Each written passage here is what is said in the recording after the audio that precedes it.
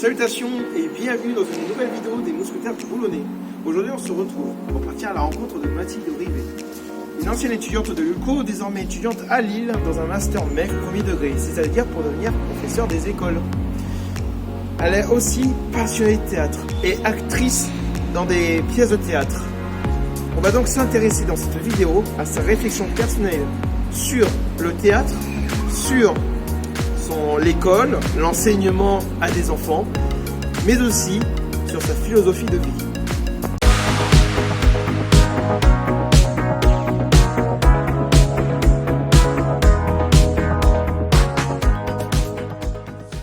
Salutations Mathilde Rivet et bienvenue dans cette nouvelle vidéo des Mousquetaires du Boulonnais. Bonjour.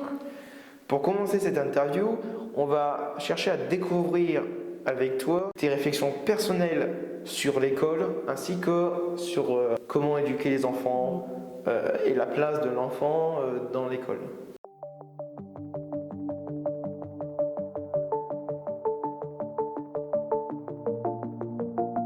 Avec pour première question, pourquoi as-tu choisi le Master MEF premier degré? Pourquoi les enfants des écoles plutôt que les adolescents des collèges et lycées, voire les étudiants de l'enseignement supérieur? Déjà, je pense que je fais partie de ces gens qui ont toujours su ce qu'ils voulaient faire. J'ai pas d'autres souvenirs concernant mon métier, où j'ai toujours voulu faire professeur des écoles. Et c'est vrai qu'arrivé au collège, j'ai pu hésiter un petit peu avec le second degré parce que j'avais vraiment cette passion pour l'histoire géo qui s'est développée avec les professeurs que j'ai connus et puis mes lectures qui se sont enrichies tout simplement avec mon niveau scolaire qui aussi m'a permis de découvrir des nouveaux écrits. Mais je pense que c'est surtout par rapport au public, comme tu disais, les adolescents, même moi adolescente, en fait, je me sentais pas à l'aise autour des autres personnes. Et aujourd'hui, c'est toujours une période de la vie avec laquelle je suis pas très à l'aise, donc je me sentirais pas légitime en fait de faire apprendre à des adolescents. Je me sentirais pas à l'aise face à des adolescents, tout simplement. Après, par rapport à des étudiants, c'est vrai que aussi quand je suis arrivée en licence d'histoire, parce que j'ai fait une licence d'histoire du coup avant mon master MEF, j'ai pu aussi me poser la question si par rapport à des étudiants ça irait mieux, parce qu'on est passé un peu cette phase de l'adolescence avec laquelle ça va pas trop. Et ouais, j'ai eu un moment de doute et au final, non, je sais que c'est par rapport à un plus jeune public que je pourrais pleinement m'épanouir et pouvoir faire apprendre aussi. J'aime la polyvalence de ce métier aussi par rapport à être dans le second degré où est-ce que on est vraiment spécialiste dans notre domaine. Et puis j'aime le fait qu'on puisse suivre en fait notre classe, vraiment accompagner les enfants. Je trouve que dans le premier degré, il y a encore plus cette dimension de... on est dans l'éducation, on a fait le choix d'une éducation, pas d'une instruction. Et il y a beaucoup plus de choses qu'on peut faire en ayant un suivi vraiment précis de chaque élève tout au long de l'année, tous les jours. En étant professeur des écoles, on voit plus les enfants que leurs parents, finalement. Et j'ai vraiment cette envie de les faire grandir, de leur faire découvrir plein de choses, de les faire apprendre. Mais c'est aussi le groupe classe qui m'intéresse. Donc c'est une vocation personnelle? Oui, vraiment. Vraiment, depuis le début, depuis ton enfance. Est-ce qu'il y aurait une raison qui aurait fait émerger, germer cette vocation en toi? Je sais pas, parce que j'ai pas, par exemple, il y a beaucoup d'enseignants qui deviennent enseignants parce qu'ils ont des parents enseignants, ou beaucoup quand même c'est un métier où est-ce que si on a quelqu'un de sa famille qui a fait ce métier-là, et on a une attirance, je veux dire, pour ce métier-là, mais c'est pas du tout mon cas. J'ai pas grandi dans une famille de profs, mais non, je pense que j'ai beaucoup fait ce rôle aussi avec mes petits frères et sœurs, parce que je suis l'aînée dans ma famille, et c'est déjà ce côté de transmettre ce que je savais, ce que j'avais appris, ce que j'avais découvert à d'abord ma sœur et puis maintenant mon plus petit frère. Donc j'ai déjà, disons que c'était déjà un rôle qui m'intéressait par rapport à mon cercle familial. Et après j'ai étendu ça en faisant du tutorat en école primaire. J'étais déjà... pour essayer de faire découvrir des autres choses aux enfants. J'ai poursuivi ça au lycée parce que j'ai donné des cours pour des élèves allophones, donc j'ai encore développé, disons, cette envie de transmettre. Et puis à la fac aussi, j'ai été tutrice en histoire. Je pense que c'est vraiment, je sais pas, je pense que c'est une partie de ma personnalité aussi. Je pense que dans le fait d'enseigner, il y a aussi une part de, comme je disais, cette envie de transmettre qui fait partie de soi, et c'est pas juste, c'est pas détacher complètement le professionnel et le personnel, je pense, dans ce métier. Selon toi, quels sont les rôles et fonctions de l'école dans la formation de l'enfant, et où sont les limites entre ce qui relève de la fonction des parents et de celle de l'école? Est-ce que cette formation de l'enfant est le privilège de l'école ou un jeu de complémentarité entre différents acteurs? Comme je le disais déjà, aujourd'hui dans le système français, on a fait le choix d'une éducation et pas d'une instruction. C'est-à-dire que dans l'instruction, c'est vraiment juste la transmission de savoir pur. Alors que dans l'éducation, il y a toute cette dimension de formation aux citoyens, faire grandir les élèves, comme je le disais. Et donc déjà, ça permet de répondre un peu à ta question. Mais aujourd'hui aussi, à l'INSPE, on nous parle beaucoup de coéducation, de prendre en compte les parents. On le voit aussi beaucoup dans la législation française, le fait que les parents ont de plus en plus de place dans l'éducation. Et c'est vrai que selon moi, on peut difficilement amener les enfants à poursuivre une réflexion personnelle si chez eux, il n'y a aucun accompagnement. Donc je pense que les parents sont vraiment un acteur primordial pour nous en tant qu'enseignants. Il faut pouvoir être en relation avec eux, savoir quel accompagnement ils peuvent donner à leurs enfants par rapport à l'école. Après, c'est sûr qu'on peut... il y a des parents qui n'ont pas aussi ce bon rapport à l'école, qui ne peuvent pas accompagner tel qu'on l'imaginerait dans un monde parfait leurs enfants, qui après, je pense quand même qu'à l'école primaire, pouvoir faire une addition, ça reste à la portée de beaucoup de monde. Mais même des choses qui nous paraissent élémentaires comme la lecture fluide, c'est pas des acquis pour toutes les personnes, pour tous les adultes. Donc je pense qu'on a aussi beaucoup à faire en tant qu'enseignant avec les parents, de prendre le temps de faire des réunions, de se voir, de voir ce qu'on veut mettre en place dans notre école, et que l'apprentissage ne se limite pas aux frontières de la classe. L'enfant, il doit pouvoir avoir la possibilité de découvrir partout ailleurs, et les parents ont sans doute une richesse et une façon de faire qui est différente de la nôtre, mais qui est tout aussi enrichissante. Je vais te donner une citation d'Émile Zola. Peut-être les études laissent-elles à désirer. Peut-être apprendrait-on davantage et plus vite si l'on avait des précepteurs chez soi. Quel est donc l'intérêt, en s'appuyant sur cette citation, d'envoyer son enfant à l'école si on peut l'instruire plus rapidement, voire dans certains cas, mieux chez soi en faisant l'école à la maison? C'est une question que je me suis beaucoup posée, parce que moi-même, je ne me suis pas toujours retrouvée dans le système scolaire actuel. Je me suis beaucoup ennuyée. Donc c'est vrai que je pense au contraire, c'est quelque chose qui a nourri mon envie de faire ce métier, parce que je savais qu'en ayant vécu cet ennui, le fait de ne pas se retrouver vraiment à l'école, j'ai vraiment envie de prendre ça en considération avec mes élèves, avec ma classe, de jouer sur la différenciation. Après, c'est énormément de travail. Je ne mets pas le blâme sur mes enseignants, au contraire, qui m'ont inspirée. Mais c'est vrai qu'avec des classes avec des différences de niveau énormes aussi par rapport aux parents, je pense que c'est lié aussi par rapport à ce qu'ils ont comme modèle à la maison. De gérer toutes ces différences entre des élèves qui vont tout de suite comprendre, tout de suite capter, qui vont appliquer, qui vont être aussi dans un système d'automatisme très rapide, et où est-ce qu'on va leur donner une fiche d'exercice et hop, ça sera parti. Et certains élèves où est-ce que il va falloir reprendre, il va falloir essayer d'expliquer différemment, parce que de cette façon-là, visiblement, ça ne fonctionne pas. Et du coup, j'ai vraiment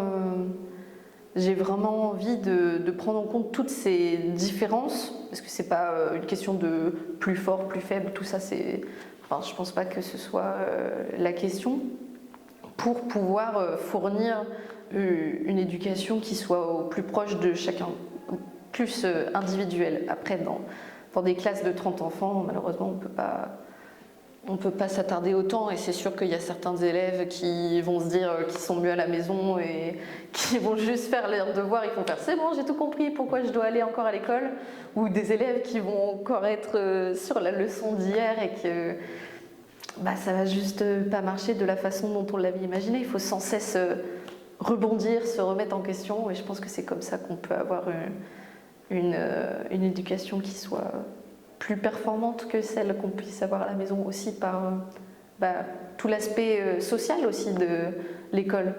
L'école, c'est aussi le premier lieu de société que les enfants vont rencontrer avec leurs pères, avec des grandes personnes aussi, parce que peut-être qu'il y en a qui sont dans une famille monoparentale, qui n'ont pas ce contact avec les autres. C'est aussi un moyen de les ouvrir au monde, aux autres façons de penser, parce qu'un enfant, c'est très autocentré de base. Et l'école, c'est là aussi pour leur apprendre que telle personne, elle ne va pas avoir les mêmes envies que moi. À tel moment, il faut faire telle chose, et c'est juste comme ça, c'est le cadre de la journée. Ça leur apporte un cadre aussi que à la maison, on n'a pas forcément. Certains avancent l'argument de protéger ainsi leurs enfants de la méchanceté humaine en ne les envoyant pas à l'école. Qu'en penses-tu ? Je pense que d'une certaine façon, on peut tout à fait comprendre ce point de vue, parce que moi-même, j'ai vécu du harcèlement pendant tout mon collège, et c'est vrai que c'est une expérience qui impacte beaucoup la vision qu'on peut avoir de l'école, de l'enseignement en général, surtout quand on a des personnels de l'école ou du collège qui ne réagissent pas, ou est-ce qu'on se sent un peu démunis. Et je pense que les parents aussi, quand ils savent déjà que leur enfant peut être sujet à des violences, que ce soit physiques ou psychiques, peuvent se sentir complètement démunis, pas entendus. Mais en même temps, je pense qu'il faut prendre ce risque-là, parce que si on enferme tous nos enfants et qu'on ne les confronte pas les uns aux autres, ils apprendront jamais aussi ce qu'on peut réaliser ensemble. Ils vont être super introvertis sur eux, et je pense que c'est une richesse aussi d'être confronté à des personnes avec lesquelles on n'est pas forcément d'accord. Si on a l'intelligence de faire le retour sur soi-même et de se demander pourquoi nous on est amené à penser comme ça et pourquoi l'autre est amené à comme ça, et pouvoir essayer de faire une sorte de dialectique. Mais oui, je pense qu'il faut quand même prendre le risque, même si ça aboutit pas à des expériences forcément très positives, on en grandit. C'est comme tout. De toute façon, il faut leur apprendre que dans la vie, ça sera pas toujours tout rose. On peut pas toujours les protéger de tous nos enfants. Il faut juste les amener à comprendre pourquoi ça s'est passé comme ça. Est-ce qu'eux aussi n'ont pas un rôle à jouer dans cette situation s'il y a eu quelque chose de mauvais, et se servir de la richesse des interactions humaines. On est un animal social, je pense. On attribue à Nelson Mandela la citation suivante: « L'éducation est l'arme la plus puissante que l'on puisse utiliser pour changer le monde. » Est-ce que l'école peut vraiment changer le monde et fermer des prisons, comme l'écrivait Victor Hugo ? Si on considère que le monde, c'est la société, donc des humains, l'école, c'est quand même le lieu de la formation des humains, en tout cas comme on essaye de l'imaginer dans l'éducation française, parce que par rapport aux autres modèles, j'avoue mon ignorance. Mais je pense qu'en leur transmettant les valeurs qui nous tiennent à cœur, on a vraiment possibilité de leur faire leur petite réflexion dans leur tête, et je pense qu'en tant qu'enseignant, on a beaucoup d'influence sur ce qu'on vont être en tant qu'adultes les enfants qu'on a aujourd'hui dans notre classe, je pense. Par rapport à mon expérience personnelle aussi, je me rappelle. Je pense que tout le monde a dans sa tête un enseignant qui l'a beaucoup marqué, avec qui peut-être qu'il l'a influencé dans ses goûts pour une matière, dans ses goûts pour une passion, qui a été un modèle, ou au contraire un contre-modèle très fort. Je pense qu'à l'école, on rencontre beaucoup de personnes différentes, je reviens beaucoup sur la diversité, mais qui construisent petit à petit ce qu'on va être adulte. Je repense beaucoup à ce que j'ai vu en philosophie de l'éducation cette année, où est-ce que beaucoup d'auteurs voient les enfants comme une pâte malléable qu'on peut forger avec les idéaux, avec l'éducation. C'est vraiment un moyen de former l'individu au-delà du savoir qu'il peut avoir. Et je pense que même juste le savoir qu'on lui transmet, si on a un enfant qui est très cultivé, peut-être qu'il va développer plus de curiosité, qu'il va avoir un esprit plus ouvert que si on le laisse sans aucune stimulation, si on le laisse dans l'ignorance, complètement dans l'obscurité, il va peut-être développer, je suis beaucoup dans l'hypothèse, mais c'est vrai que c'est complexe au niveau du comportement humain, mais qui va être moins tolérant, qui va plus s'enfermer dans des idées, peut-être plus sujet à des préjugés, à des idées toutes faites et pas se remettre en question. Aujourd'hui se pose la question au sein de l'école de l'accès des enfants à la technologie et notamment aux tablettes tactiles. Que penses-tu de l'enseignement des enfants sur les écrans? Est-ce une bonne ou une mauvaise chose? En ce qui concerne le premier degré, je pense qu'il ne faut pas mettre les enfants trop tôt devant des tablettes. Je trouve ça assez aberrant en prenant en compte les recherches scientifiques sur l'effet des écrans sur les jeunes enfants, qu'on puisse avoir des tablettes en maternelle. J'avoue que ça me dérange un peu. Après, je suis d'accord, il faut vivre avec son temps, c'est nécessairement quelque chose qu'ils vont rencontrer dans leur vie adulte. Le fait de leur apprendre, par exemple, à faire du traitement de texte, à faire du montage vidéo ou photo, je pense que c'est intéressant, mais pas en maternelle ou même pas en début de primaire, quand ils sont à un niveau forcément qu'à leur maison, ils vont avoir rencontré ces écrans, qui vont avoir déjà une première prise en main.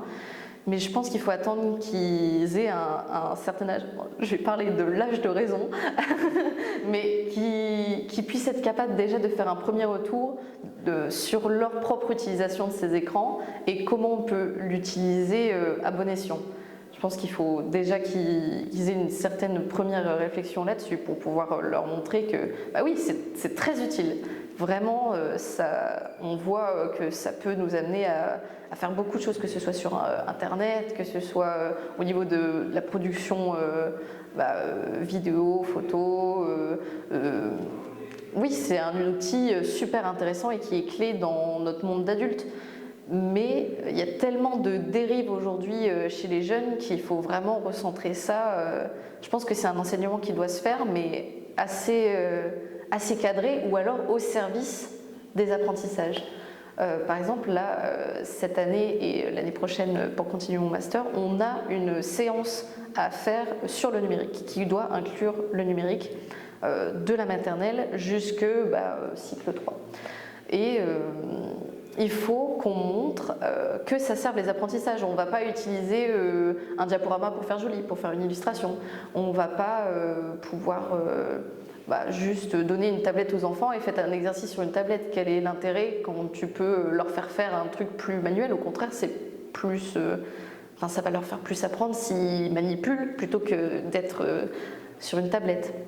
Après, il y a des outils numériques qui sont super au niveau des apprentissages. Je pense, par exemple, faire des petits jeux de programmation en cycle 2, c'est top. On peut voir les directions, on peut avoir une première approche de la mécanique. Il y a beaucoup de petits robots qui sont faits aujourd'hui pour les enfants, pour les mathématiques. C'est beaucoup plus ludique, il y a un aspect qui leur parle.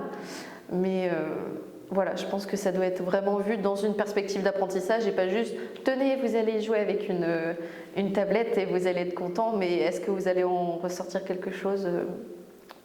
C'est plus discutable. Bien, merci d'avoir répondu aux questions de cette première partie de notre interview. On va désormais se pencher sur la deuxième partie qui explorera avec toi donc, ta vision, tes pensées sur le théâtre.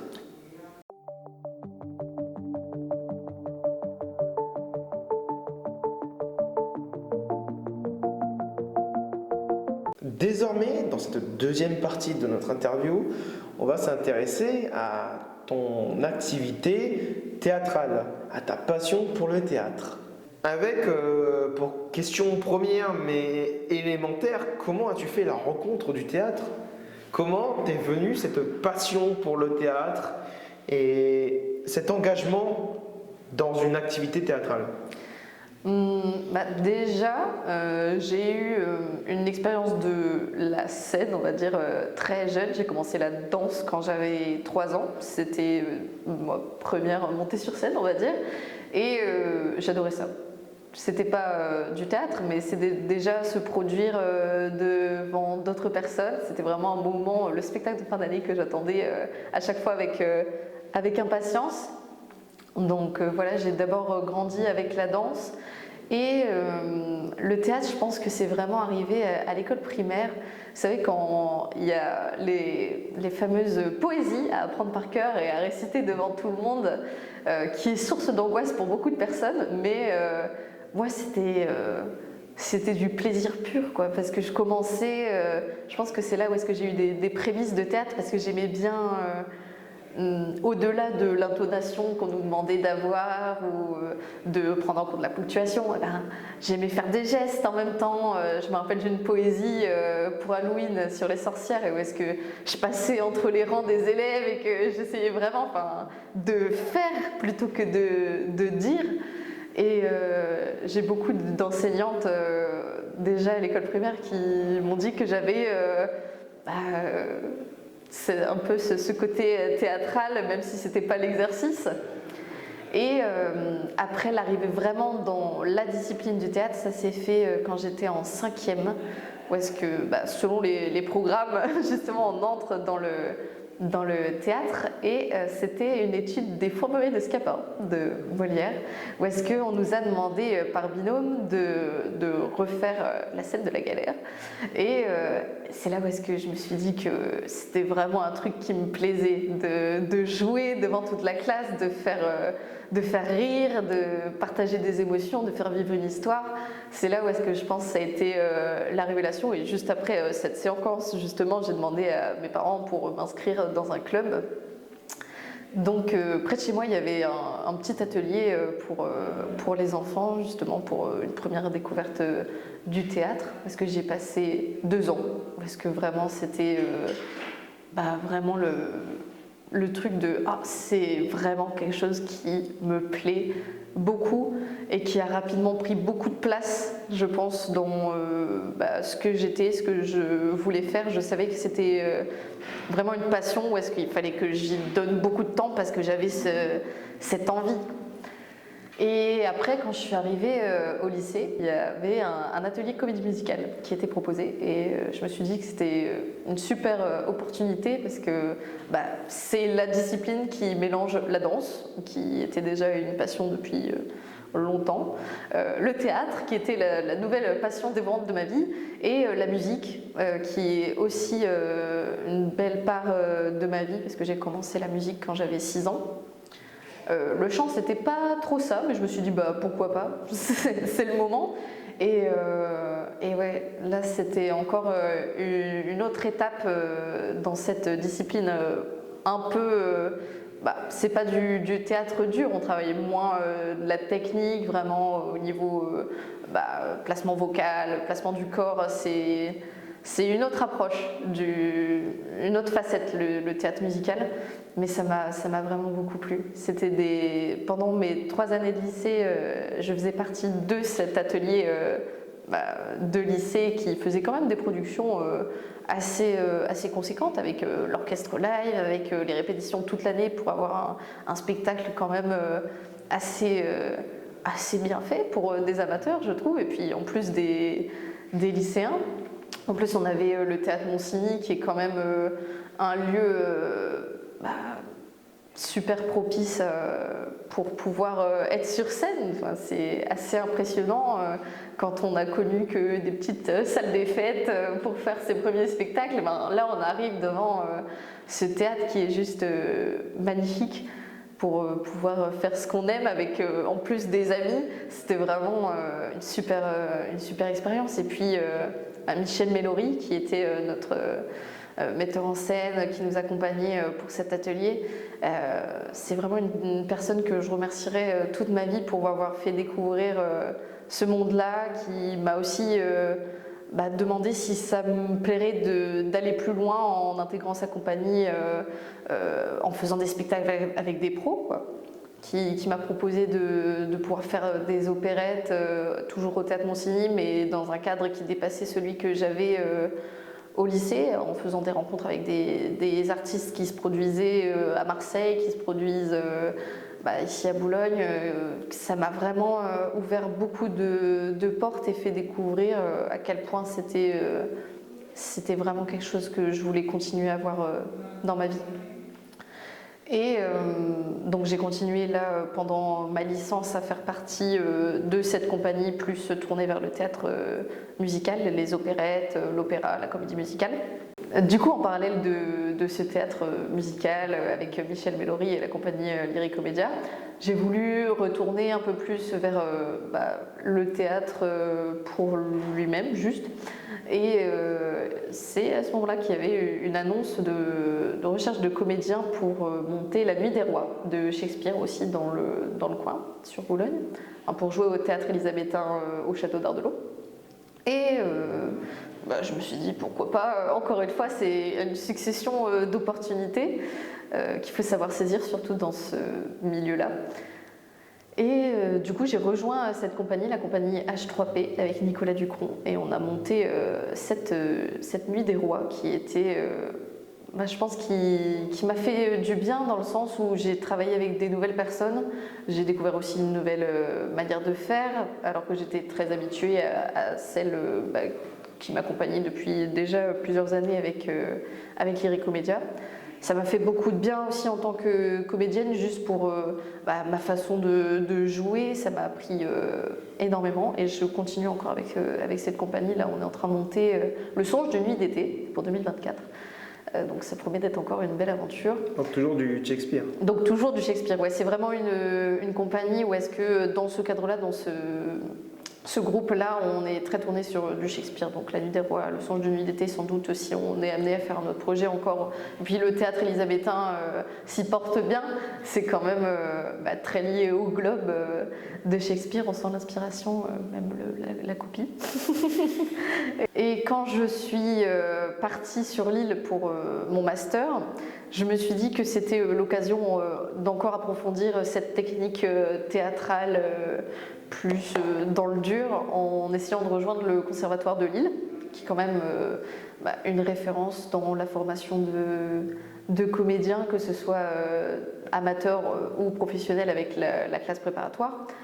Quand même, je pense qu'après Paris, c'est quand même un sacré puits de talent et dans le théâtre. Et donc j'ai tenté le concours en septembre pour rejoindre le cycle 2, parce que c'est une organisation un peu pareille que pour quand on fait des études de musique ou de danse dans un conservatoire. Il y a d'abord un cycle d'initiation, souvent comme c'est le cas là en théâtre, ensuite un cycle 1, un cycle 2, un cycle 3, et après on peut intégrer une classe préparatoire professionnalisante, qui est possible d'ailleurs dès le cycle 2. Donc c'est pour ça aussi que je me suis tournée vers l'entrée au cycle 2. Je me suis dit que j'avais déjà un peu d'expérience quand même derrière moi, donc refaire de l'initiation et tout ça, je ne sais pas si je me serais retrouvée. Je me suis dit autant tenter tout de suite le cycle 2, qui est avec un concours où est-ce qu'on doit présenter une scène devant un jury. Et aussi réaliser un petit stage avec les professeurs pour voir comment on travaillait, si niveau rigueur de travail ça allait être au rendez-vous, parce que quand même c'est un rythme de travail assez soutenu au conservatoire. Et c'est passé, donc j'étais très contente, surtout de voir que par un concours je pouvais aussi avoir quelque chose dans le théâtre, parce que comme je disais, c'est beaucoup d'opportunités que j'ai eues. C'était des rencontres, tiens, celle-là je l'ai déjà vue là-dedans, donc autant faire connaissance. Et là c'était vraiment une épreuve où est-ce qu'il y avait plus de 100 candidats et voilà, t'es seul avec ton jeu et t'as que ça à donner. Donc c'était vraiment une super expérience. Et depuis je travaille avec le conservatoire à Lille, qui est encore une manière de travailler complètement différente, parce que là on a beaucoup d'exercices vraiment purs de technique, que ce soit au niveau vocal, que ce soit au niveau de ta présence corporelle, de ton imaginaire, de comment tu développes un personnage. C'est vraiment très très très technique, et en même temps on prend un grand plaisir parce qu'on est en petit groupe, on n'est que 10 dans la section où est-ce que je suis, où est-ce qu'on sent qu'on peut vraiment être accompagné individuellement pour notre progression en tant que comédien. Et Lille aussi, c'était l'occasion de découvrir beaucoup en tant que spectatrice aussi, parce qu'on apprend énormément en regardant les autres, en allant voir des spectacles qui sont aussi totalement différents de la programmation qu'on peut avoir ici à Boulogne. J'ai pu déjà voir des autres salles, le Théâtre du Nord par exemple, qui est quand même une scène super renommée à Lille et en France, sur laquelle j'ai vu des productions qui dépassent ce que j'aurais pu voir en termes de mise en scène ici. Et ouais, je vais beaucoup plus au théâtre depuis que je suis à Lille, et c'est un plaisir. On sent que ça nous fait progresser aussi dans notre réflexion en tant que comédien, de voir, d'expérimenter, de pouvoir faire des comparaisons entre les mises en scène. Ah, tiens, je l'avais déjà vu, mais là c'est carrément reprendre un classique et totalement le déconstruire et le reconstruire. C'est très enrichissant. On sent qu'il y a vraiment du bouillonnement au niveau artistique dans cette ville. Quels sont selon toi les grands noms du théâtre, au passé comme au présent? Certains t'ont-ils marqué? Ont-ils marqué ta vision du théâtre? Qu'est-ce que tu apprécies le plus dans le théâtre? Disons qu'il y a des grands auteurs qui ont marqué mon parcours. J'ai commencé avec Molière, plus du classique du coup. Là, j'ai eu beaucoup d'expérience avec du Shakespeare qui m'inspire beaucoup aussi. Après, c'est plus des lectures au niveau plus XXe siècle. J'aime beaucoup Camus. Le Malentendu, c'est une pièce qui m'a beaucoup marquée, on va dire. Giraudoux, il y a vraiment c'est plus des pièces, je pense, que des auteurs dans la complexité de leur œuvre qui m'ont marqué sur mon parcours de comédienne. Don Juan, ça a été une grosse partie de la vision du théâtre que j'ai eue aussi.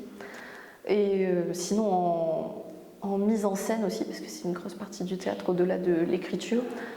Cette année, ça a été beaucoup David Bobet. J'ai vu sa vision de Don Juan, et je pense que ça a été un déclic aussi J'aime beaucoup le théâtre plus classique, et de voir ce qu'on peut en faire avec une approche plus moderne, ça a été un petit choc théâtral cette année.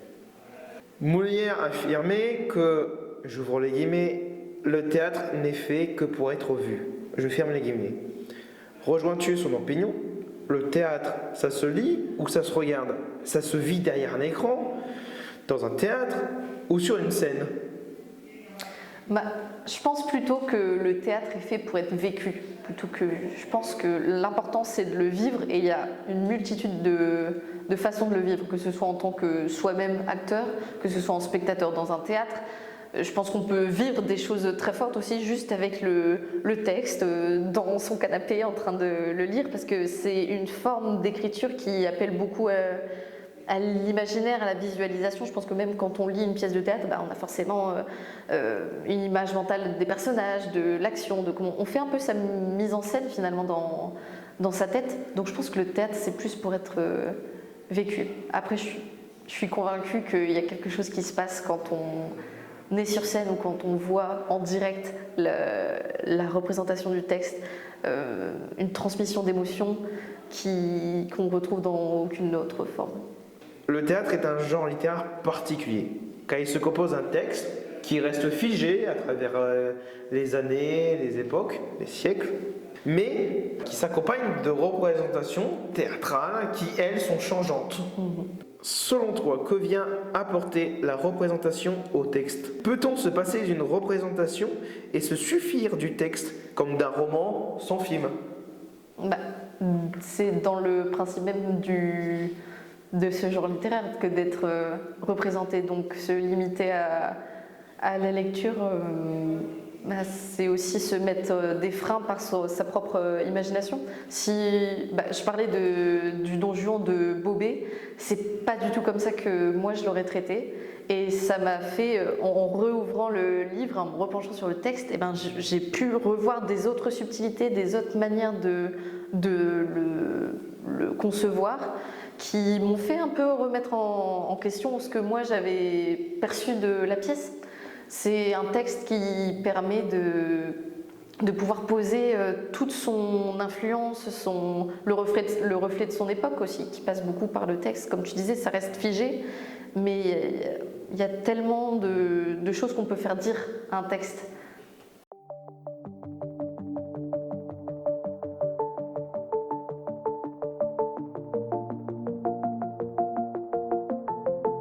Dans cette dernière partie de l'interview, nous allons nous intéresser à ta philosophie de vie, c'est-à-dire la manière de comment tu conçois ta vie et donc comment tu la vis. Avec pour première question, la plus fondamentale, quel est le sens de ta vie? Tout du moins, penses-tu qu'il en existe un? Et si oui, lequel? Je vais faire un peu ma Schopenhauer, mais pour la vie en général, je pense que son sens, c'est juste de se perpétuer, de pouvoir continuer, de se reformer, juste d'avancer. On ne sait pas trop dans quelle direction, mais en tout cas de ne pas s'arrêter. Après, la mienne ou plus personnellement, je pense qu'on lui donne un peu le sens qu'on veut. Je pense que le sens que moi je vois à ma vie, c'est influencé par rapport à mes valeurs, par rapport à ma morale, par rapport à mes envies. Après, est-ce que je pense comme ça parce que je suis assez privilégiée et que j'ai aussi le choix, un choix apparent qui s'offre à moi par rapport financier, par rapport à mon éducation, ça, je saurais pas trop le dire parce que c'est difficile de se projeter dans un autre soi qui n'a pas eu les mêmes opportunités, mais ouais, je pense que par rapport à ce qu'on a envie de faire, par rapport à ses valeurs, on peut trouver un sens à sa vie. Et comment tu conçois ta mortalité? C'est-à-dire le fait que on peut mourir à tout instant, disparaître de la planète sans laisser aucune trace. Je pense que c'est ça qui fait la beauté de la vie, justement. Parce que si on était... je suis pas trop dans les délires de vivre pour l'éternité, de l'immortalité. Je pense que ce qui fait justement la beauté de la vie et qu'on a envie de la vivre, qu'on a envie de tenter des nouvelles choses, qu'on a envie qu'elle continue, c'est justement parce qu'on sait qu'à tout moment, il peut ne plus rien avoir. Lamartine, le poète, disait entre le chemin de la gloire et du bonheur, il faut choisir. Quel choix ferais-tu? Et explique-nous un peu comment tu définirais le concept de gloire. Je pense que déjà, il y en a un plus compliqué que l'autre. Je pense que la quête du bonheur est plus compliquée que celle de la gloire, parce que le bonheur, déjà en soi, c'est tellement complexe à définir. Est-ce que c'est juste la satisfaction de désirs immédiats? Moi, je pense que c'est quelque chose de beaucoup plus long. Mais du coup, comment ça s'atteint? Parce qu'on a la satisfaction, justement, parce qu'on a des besoins ou des envies qui sont satisfaites. Mais c'est pas ça qui fait qu'on est à un état aussi long et apparemment idyllique. Mais en tout cas, pour le choix, moi, la gloire, c'est pas un but que je recherche pour lui-même. Mais si j'y parviens parce que ça m'apporte de la satisfaction et parce que ça me rend heureuse et que c'est dans les choses qui font que je me sens épanouie que ça m'apporte de la gloire, et c'est sûr que je vais pas cracher dessus. Et tu penses que le concept de bonheur ne serait pas un nouveau paradis? Je pense que c'est un idéal. Est-ce qu'on l'atteint vraiment? Est-ce qu'on peut vraiment l'atteindre dans le sens où ça serait un état presque de béatitude, ou est-ce qu'on n'a aucun tracas, aucun souci, aucun... En fait, pour être dans un état de bonheur, il faudrait ne plus avoir aucun besoin.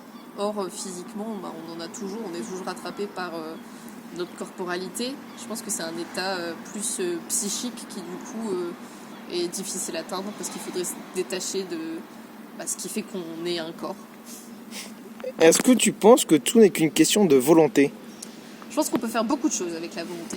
Que c'est dans le mental qu'on peut accomplir les plus belles choses et que si on n'a pas de volonté, on reste un peu amorphe, à pattes.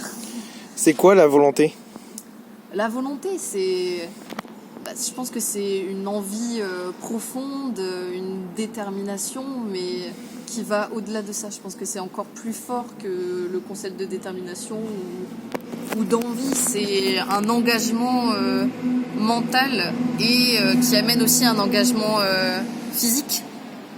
Et je pense qu'avec la volonté, on peut accélérer beaucoup de processus. Je pense qu'on peut en ralentir aussi, mais est-ce qu'on peut les stopper net ou passer des extrêmes? Je pense pas. Aujourd'hui, on vit dans un monde où il n'y a pas forcément, il n'y a pas de bonnes nouvelles tout le temps. Il y a la guerre en Ukraine en ce moment. Il y a le Covid-19 qui a montré qu'on était assez fragile. Il suffit d'ouvrir n'importe quel journal pour voir du négatif.